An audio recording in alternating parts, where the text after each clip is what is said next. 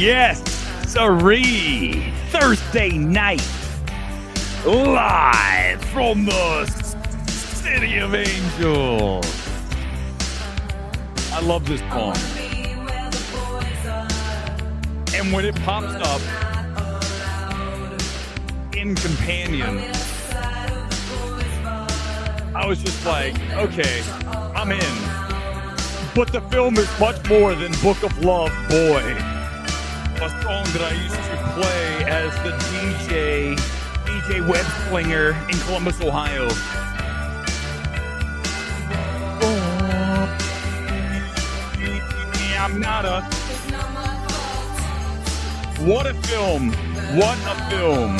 Get ready, guys. Live, as always, from the City of Angels. We are doing this out of theater reaction.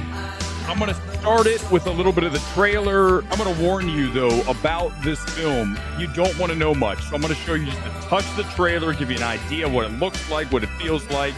And then I am going to yank it, and I'm going to tell you why you should be running out to see Companion ASAP. Get out and support these films, right? Get out and support cinema, especially original cinema like this film, because it is everything that you're looking for in a movie, and particularly in January, typically a dead zone, as you guys know. Not the case here tonight with this film. Get ready. Here comes a taste of Companion live. MMT evaluation is underway. There have been two moments in my life when I was happiest. The first was the day I met Josh. I'm Josh. I'm Iris. And the second, the day I killed him. Just relax. Remember to smile and act happy. Do they know?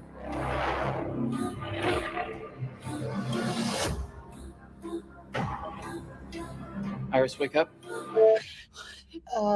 What are you doing? Shut her I'm gonna down. hit pause. What I'm is gonna she hit pause because if I go any further, you're gonna get too much into this film. In fact, I might have already shown too much. So I'm not going to, because I love the film.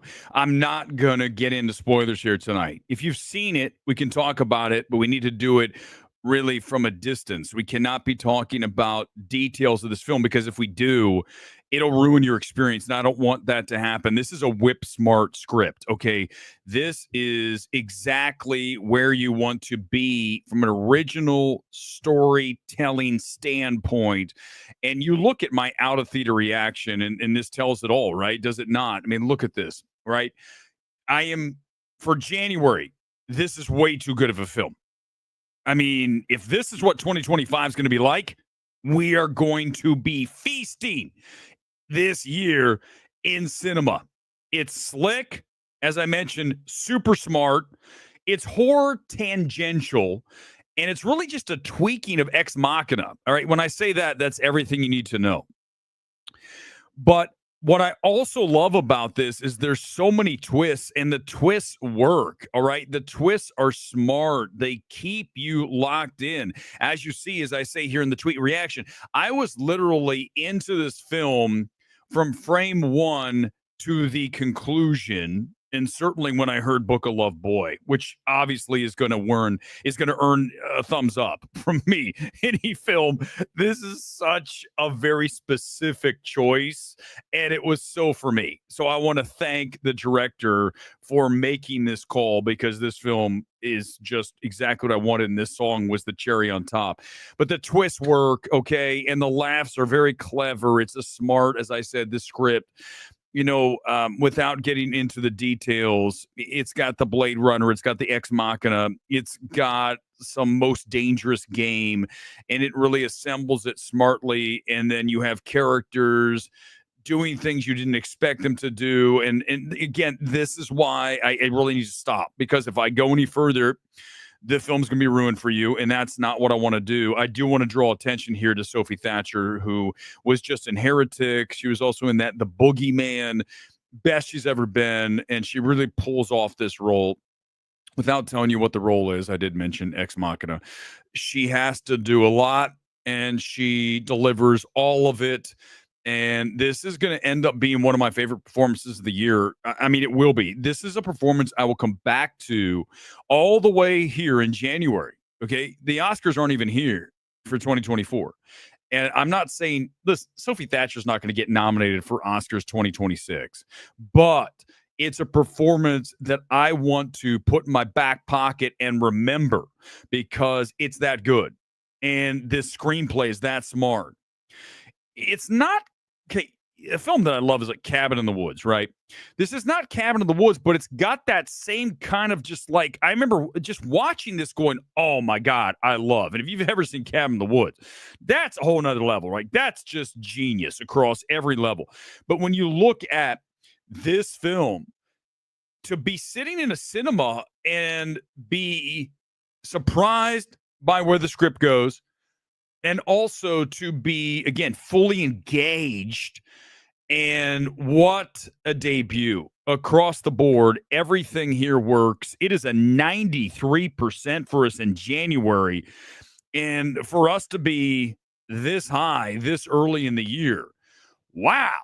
I mean, wow. You need to get out and support this film, as I said off the top, because this is what we need from Hollywood. And Warner Brothers. Now, there's one thing that I said in that tweet reaction that I fully 100% back here tonight is that Blumhouse is a studio that should be putting these things out. And this is so far superior to anything that they have produced recently, maybe ever. Okay. And this is a Warner Brothers / New Line / Boulder Light Pictures who had Barbarian. This is a better film than Barbarian. No question. Better film. Okay. Because yes, it borrows from Ex Machina and it has shades of Blade Runner and shades of Most Dangerous Game and all, but it feels more original than Barbarian did, which I go back to and I always say, don't breathe, right? It's very don't breathy. I like the twists and turns. I love Justin in that film, but I think this is superior. So kudos to New Line, Boulder Light, and to a great film in January. Wow. Man, I'm excited. Saw it at 6 o'clock, Rob. I thought it was clever and very well done. After this and Heretic, Sophie Thatcher's on my radar of actresses I want to watch going forward. Not as big a fan on Heretic, but yes, in that film. But here, right, here is even better, right? She is, again, if I'm talking about one of the best performances of this year when I come to the end of the year, there's no way she's not. It's that good because, remember, anytime we're evaluating that performance, it's all about what's the degree of difficulty. And she has to do this, and then she has to do different languages. And you'll see when you watch the movie, because you're going to see it, because you have to. You will see exactly what I'm talking about with the degree of difficulty here for Sophie Thatcher, who is going to be an actress that we're talking about for some time. So, listen, I would love to go deeper, and comments come in. Yeah, exactly, Joffo. Rare, very rare January W. We've had a terrible year. This year so far. Den of Thieves 2, not a good film. What was the one I just watched last week? Even worse. We just keep going down. I already forgot, right? That's how bad these films are. You watch them and go, that Wolfman, oh my God, right? And then again, Blumhouse, and then turn around and you get this. So this is good for any month of the year. This isn't just January good, right? That's what we need to really hammer home here tonight. Drill down on this fact you need to take away from this stream. This is not January good. This is any month of the year good. This is award season good for me. That's how strong this film is. It'll very likely be in my best of the year. And we're already in January. That's, again, points to this is how I want to roll. I want to feast this year, and this is an indication of where we're going to go. But again, I can't talk about all the ins and outs of this film that I want to, because it'll ruin it. And that's not fair, because I didn't know much going in. Even what I showed you in the trailer, I think is a little too much. Even me saying Ex Machina. But listen, even if I tell you that, there's so much more. It has a lot to say about relationships, obviously, but even more so, men having trouble finding women, right? We hear this so often, that the dating game is just so difficult for these young kids, because there's that image of perfection that is shown to the world, that you have to have all these things to be accepted by the other sex. And is that true? No, but I sure as hell wouldn't want to be a kid in this environment with social media and everything, where I didn't, right? Growing up, and the girlfriends I had and eventually got married, those things weren't part of it. And I'm glad, because it is difficult. And are we going down a road of an ex machina, right? Without telling you, right? Yes, we are. And then you get into the ethics of that, as we saw with that Kai Cenat, is that how you say his name? That streamer, where they're kicking around that AI robot, pushing him back and forth, bullying him. I mean, where are we headed, right? This film delves into that. And again, smart and clever and original and funny, and it's really great. Do you think Jack Quaid was a little weak? Listen, Johnny, I think Jack Quaid's being Jack Quaid. I think that's who he is, right? He's got that new movie coming out where he plays the, pushover turned badass that we've seen a million times. Nobody recently, and then we got the Rami Malek movie doing the same thing. We see that trope so many times, right? The dude from Everything Everywhere, Han. How many times? I think Jack's fine. I don't think he's a weakness here. I like Jack Quaid. But again, I think you're just going to get a version of Jack Quaid every film. That's just who he is. And most actors are. So, Johnny, I don't really think it's a problem here. It's not a weakness. I think everybody here's solid. I also like Sergey, right? The Russian. Is that his name? He's fun. And that's an actor that we've seen, Rupert Friend, right? He's been in a lot of things, but he's got the mullet. I love the mullet. He's got the mustache. Well, of course we're going to like this, because we have the mullet. We've got the mustache. So, of course, I'm going to like Sergey. Huge on streaming. Don't say that right now. That's the thing, right? I don't want you to wait for streaming on this. We talked about this back on what was it, Tuesday night. I did that stream about Tarantino going off about what is a movie now. They're devalued, and it's 100% accurate. 2019 was the last real year of cinema, because now everything's on streaming within moments, and it devalues the theatrical experience. I saw this tonight in IMAX. It's not a film you need to see in IMAX, but I will say, when Book of Love Boy came on, I was like, oh, it's pumping in here. So I was even more into it. I think, it's all about the big screen experience, whether it's IMAX or just any large screen, but then it's really about the sound. If you're going to a theater that doesn't have dialed in premium sound, then I just think you're being cheated. So, do you need to see this in IMAX? No, but you need to see it in a cinema that's not shit. Okay, I used to go to a dollar theater when I lived in Charlotte. I was doing news in Charlotte, and I used to drive to the Rock Hill Dollar Theater, and it was terrible. The experience was bad. The screen was like whatever. The sound was terrible. The screen, the image was patchy, but it was like $1, and I was just like, I'll go see a movie for $1. So don't do that. Go see these things in theaters, and right now, go support this stuff, right? This is not even an A-list film. This is a pay cash film, okay? It's gone above that. When I'm at 93% on the Rotten Tomatoes score, then we are at a point where you need to go. Yeah, streaming's not cinema, right? 100%. And that's the takeaway that I need you to really, really buy into. The fact that we've got to keep cinema sacred. We have to keep our, cinematic chapels going, our cathedrals of film, because it is a sacred experience, man. And I'm not being sacrilegious here. When I go into IMAX this afternoon, giant IMAX, right? 400 seats, I believe, somewhere in there in Burbank. It was like 20 people in there. I love nothing more than to go into a massive theater where there's just a few people. I can spread out and just really just kind of feel just my own space. And then that helps me even lock in more to the film. I also want to mention that this was the AMC Screen Unseen back on Monday, Scream Unseen. And is it a horror film? It's, like I said, horror tangential, a twist on Ex Machina, a tweaking of that. But I wasn't ready for the film. I talk about this so often, and it is important that you need to keep this with you as well, because I think it's not just me. You need to be very vigilant about your mood when you walk into a movie. If you're not in the right mindset, the right mood to watch something, then you are not going to have the right reaction that the filmmaker wanted. And I say this to everyone at Sundance, including Menzel, who's watching 78 movies there.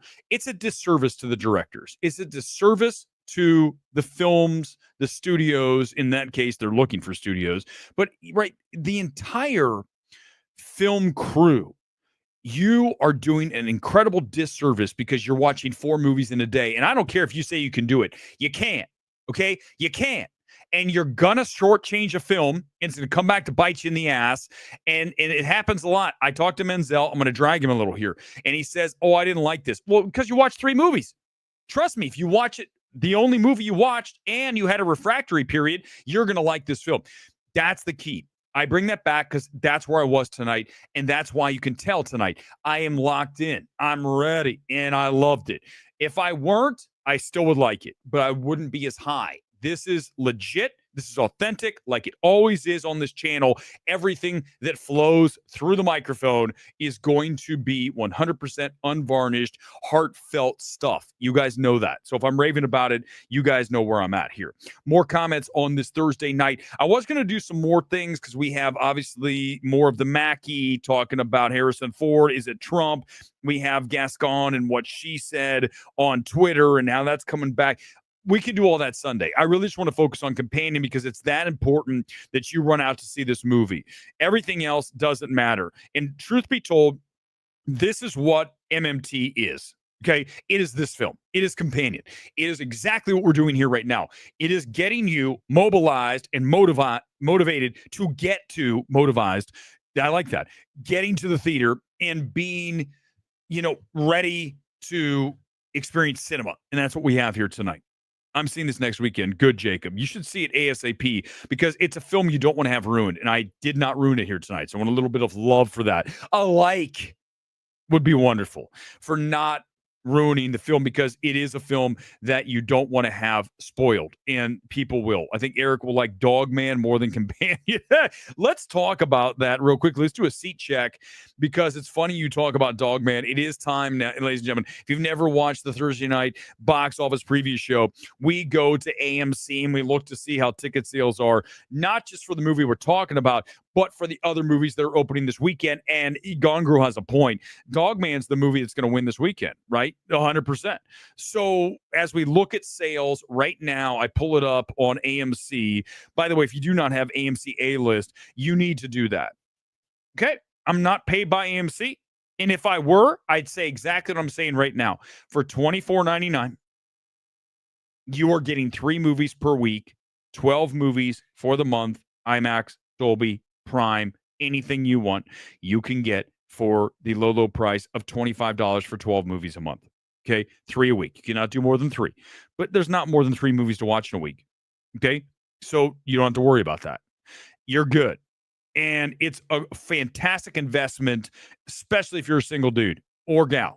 Because what else can you get for $25 that brings you this much, especially when the films are good? Now, when they're bad, I can't say that it's worth it. Dogman's right here. You can see, obviously, it's a 9:00 screening. No one's going to be at Dogman. Who's going to see Dogman? It was PG. I'm sorry. I thought it was G. It's, by the way, Dogman's a big book. I think it's Captain Underpants tangential, right?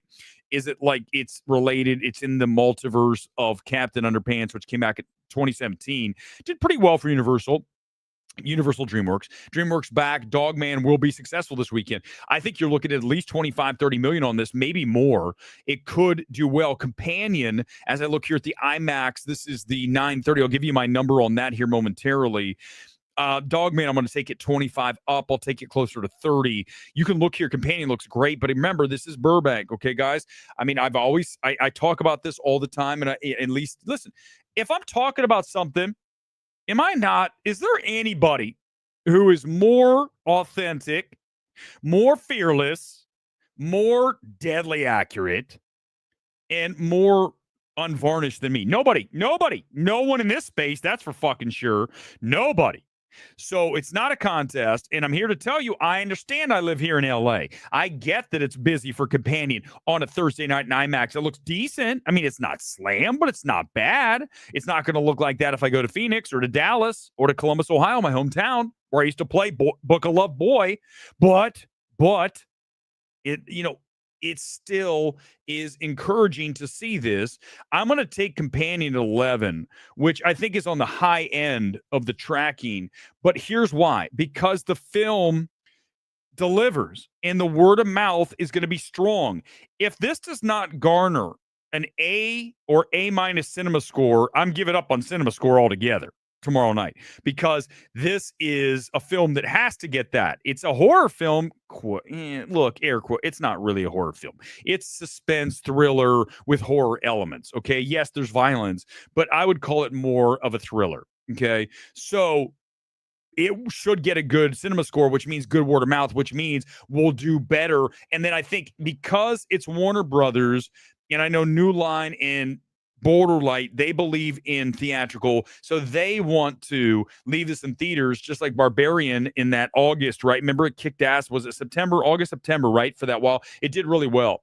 So I think this film can get there. By the way, tonight's kit is Carlisle United. I think it really looks great with the background. It's like one of these MMT kits, right? It's got the pinks, it's got the purples, it's got the little bit of the lavender tangential to purple, and then we have light blue. It's one of these favorites. All right, more comments here as we go on this Thursday night. Probably won't go super long tonight because I just want to focus on Companion. Sunday night, we're going to talk about Mackie and Trump, and Harrison Ford is that Trump in the Captain America movie.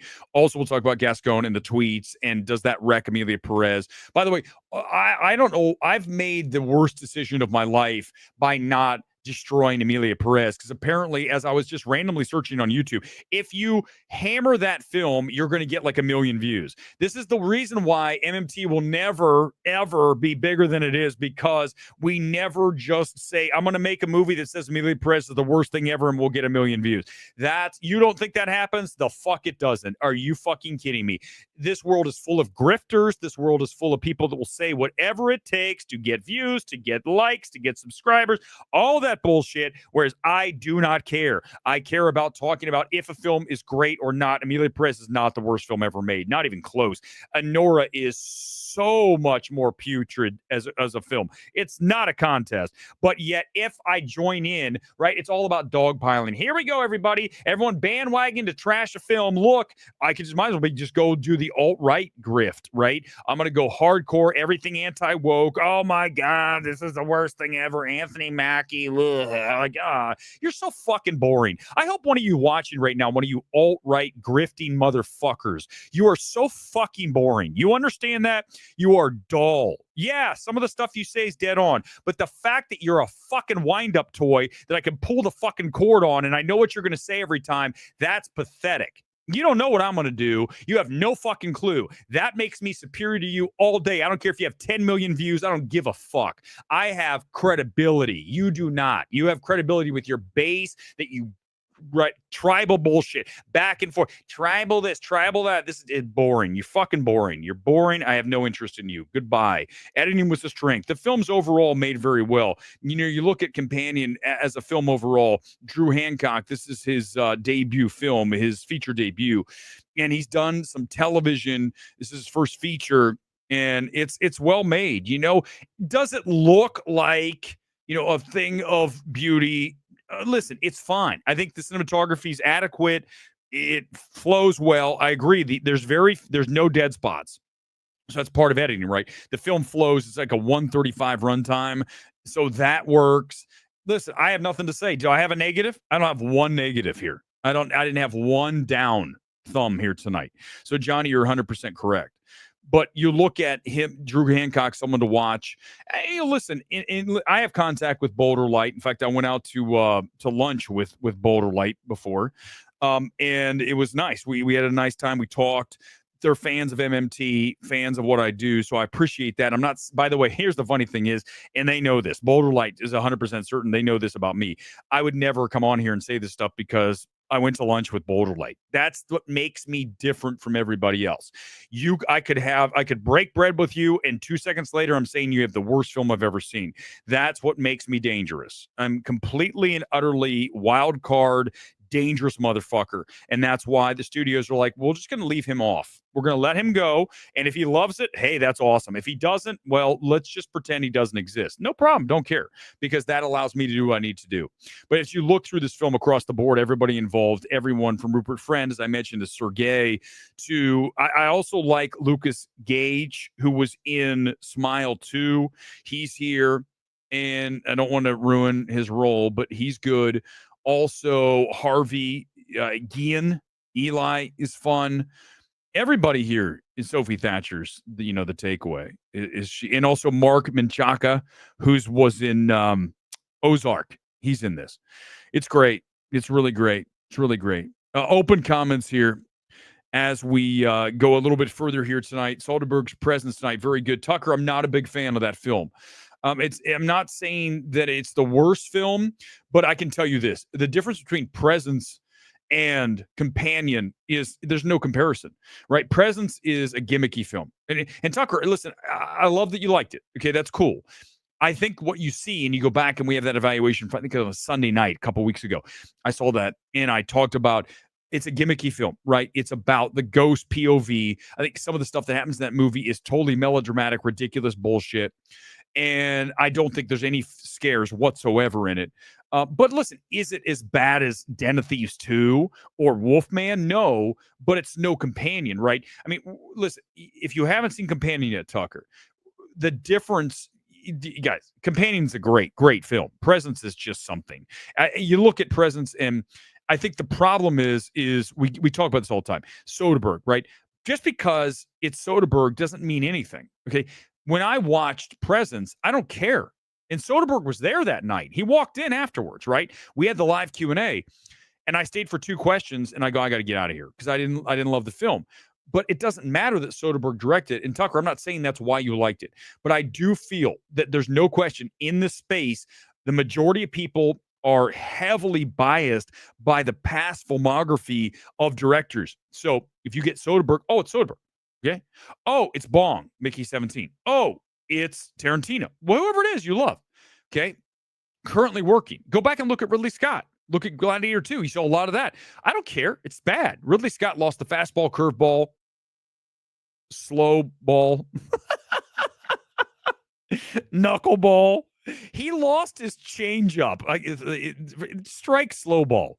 If anyone, I did not say slow ball. Do not use it. A big problem with Presence, you have a 60-year-old screenwriter who doesn't know. Yeah, exactly, Johnny. Thank you. The stuff that happens in that film is so ridiculous. And then at the end, I was sort of interested in what's going to happen with the friend, right? But then it's all rushed. Tucker, I'm going to ask you this. You just watched it. When you watch Presence, that final scene where he wakes up and it's a oneer, right? The whole movie's a faux oneer, right? It's scenes that are long. Even Soderbergh said that when I stayed for the one question. He said it took him like about an hour to edit because he just goes, here's a scene, here's a scene. It's like one of my streams. I don't even edit anything. Here's this. But you look at that last scene, he's running up the stairs, right? The kid, I'm not going to say what happens, but it's really fast. The kid needed to take a beat. So he comes in and he takes a beat. There's a thing. And then it was all so fast. I was like, wow, that was rushed. I like the idea of that finish. The execution was not great. So Soderbergh, no. Presence is what I give it like a 4. It's very low on my scale, but it's fine, Tucker. It's not a 0. It's not a Nora. If you come in and say you like a Nora, then I'm going to get violent. Okay. I'm going to get enraged. I'm going to turn into angry Hulk from Captain America Brave New World. Need to see Companion. I actually have never seen a Soderbergh before this, sadly. Oh, God. Okay, if you want me to recommend, listen, the film that does not get enough love from Soderbergh is Magic Mike. I love Magic Mike. Not Magic Mike 2 and not Magic Mike, whatever the last one, The Last Dance. Magic Mike XXL was 2. Holy fuck, those films are bad. But you look at, I love the original Magic Mike because it's not just a stripper movie. First of all, you have McConaughey in it, okay? And you have Channing Tatum. And you have really a great cast, right? Great ensemble. But that film is so Florida. I lived in Florida. It takes place in Tampa, Clearwater. It is so fucking Florida. And you feel it. You can just feel that film and feel that you're back there. I was like, I'm back in the Sunshine State. But it's also says a lot to say about, just trying to make it in the world and the things that you compromise to do that.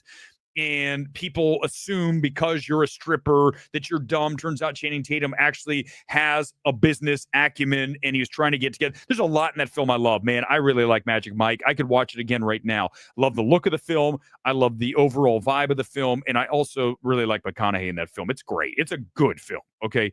Talk about how you try to warn this group. Oh, yeah, I will.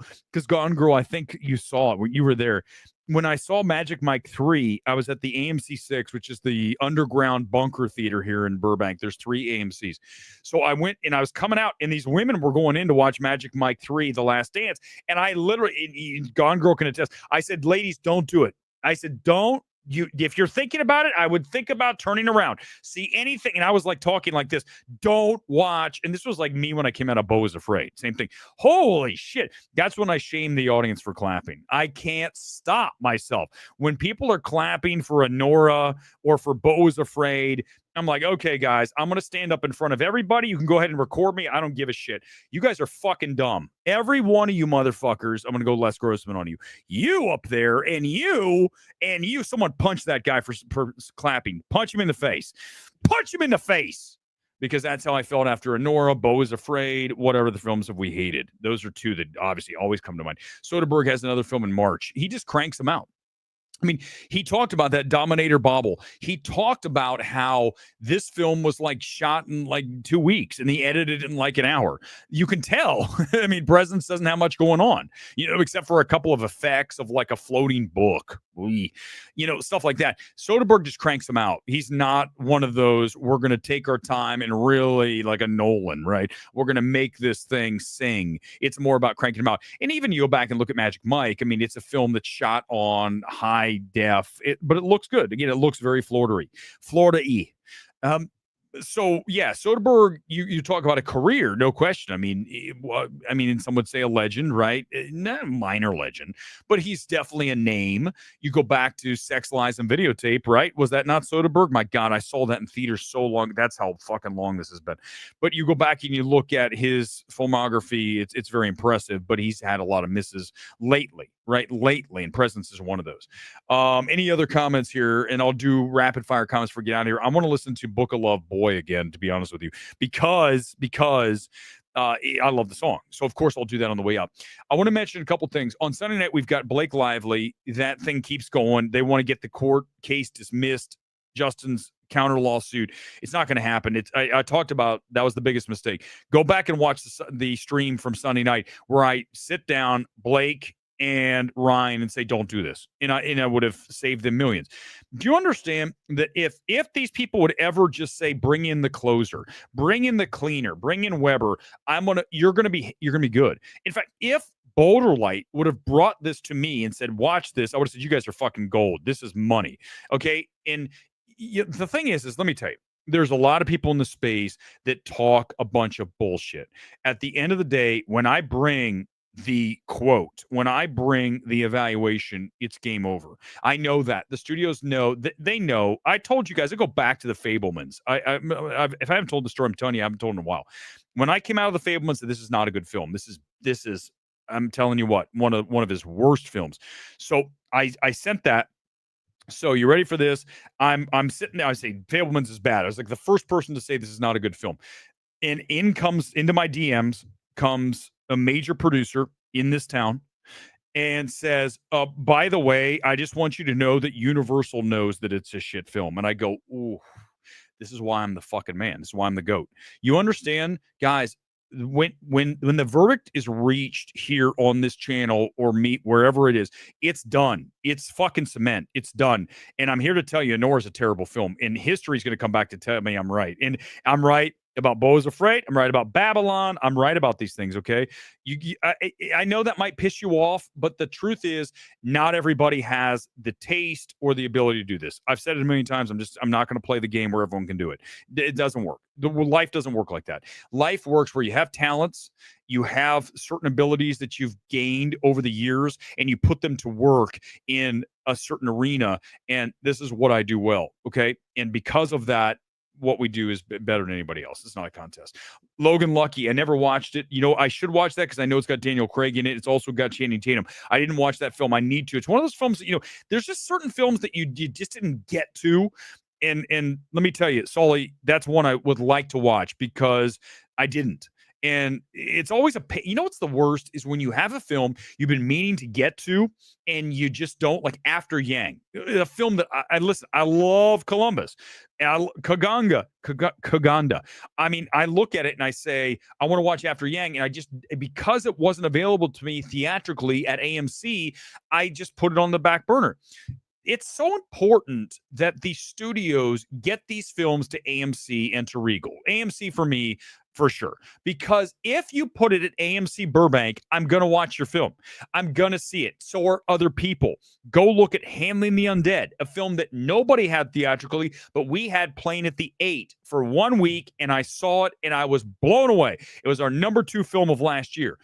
I would love to see After Yang at AMC. It was never available. A24 did that film dirty. So because of that, me watching it at home, I just don't prioritize that. I prioritize seeing something in theaters because remember, these things are here for like a week, even at the 8, right? Which is the mall theater. I love that theater.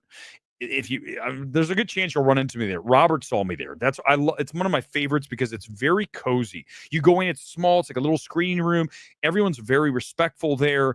I even had to sit through. Oh my God, I sat through that awful Kevin Costner film, Part 1. What was it called? Horizon. I saw that there. Luckily, I could sit in the back on my phone. What an awful film.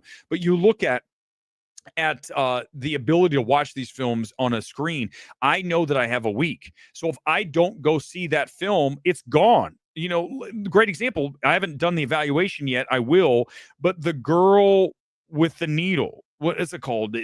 Whatever it is, The Girl with the Needle and the whatever. It's the foreign film, black and white.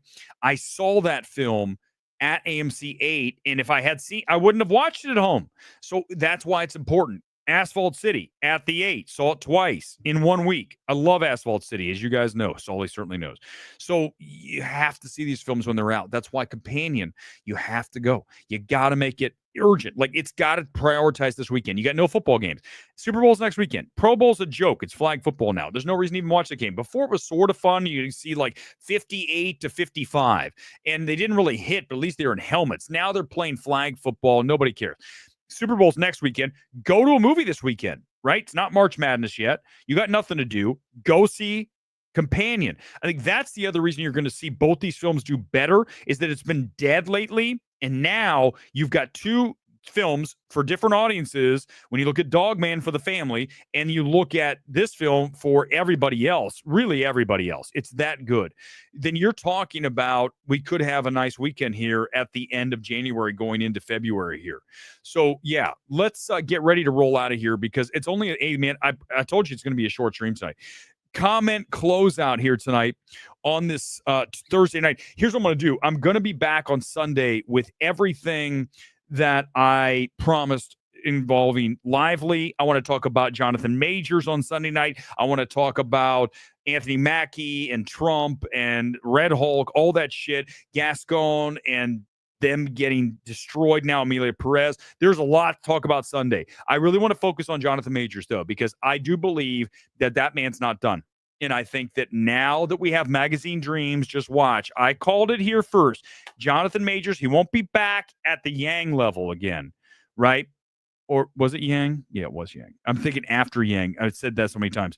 He's not going to be at that level, right? Creed 3, where he was everywhere. He's everywhere. Ubiquitous. Hey, look who it is. It's Jonathan Majors in every movie. But he can slowly rebuild his career. He has to own the past. We'll talk about that Sunday. And then he has to, just like everything, time heals all wounds. And I do believe Jonathan Majors can be redeemed. I believe that. We'll talk about it Sunday. Let's listen to Book of Love on the way out of here. By the way, these are the things that get me demonetized. But here's the news I have for you. I don't care because I want to hear Book of Love Boy. And when you watch this film this weekend, Companion, you're going to hear this. And remember, I told you, DJ Webslinger used to sling this track back in Columbus, Ohio, way back in the rave scene when we had the throwback alternative night. Here comes Book of Love Boy as we hit some credits and get out of here on this Thursday night. Thanks for being here as always, live from the Steve Angels. I want to be where the boys are, but I'm not alive. Yeah, we're going to talk about that on Sunday. I haven't watched the trailer. We'll watch it live. Brule has just dropped in my market. Going to catch the game is good. Okay, that's right. I knew that wasn't right. That was a lot between comedy and seriousness. It's cool for the film to be shot in IMAX. Oh, you're talking about tonight, Robert? I can't believe you didn't love it as much as me. I really am. I think which one are you talking about? I hope you're not talking about Companion. Soderbergh. Yeah, we talked about that. Dark comedy. Yeah, dark comedy thriller. Boy, if Nora you hate her, lead actor. I hate all of Nora, every bit of it. To be fair, there's moments maybe Prez I thought I could have been much stronger, but there's bad. Oh yeah, listen, I didn't say it's great, but I don't hate it. Yeah, go see it this weekend. It's gonna be great. It's gonna be great. You're gonna love it. You're gonna love it. Everyone, shout out to Gone Girl for doing the producing tonight. He's happy we had a 40-minute stream. 40-minute stream? What the hell? How's that possible? Boy, I'm not a... Live from the City of Angels. It's been a pleasure as always. We'll see you back here Sunday night. Big show. We'll go over an hour because I got a lot of stuff to talk about. Thanks for being here. We'll see you back here on Sunday night. Peace out. Live from the City of Angels. MMT is... Oh...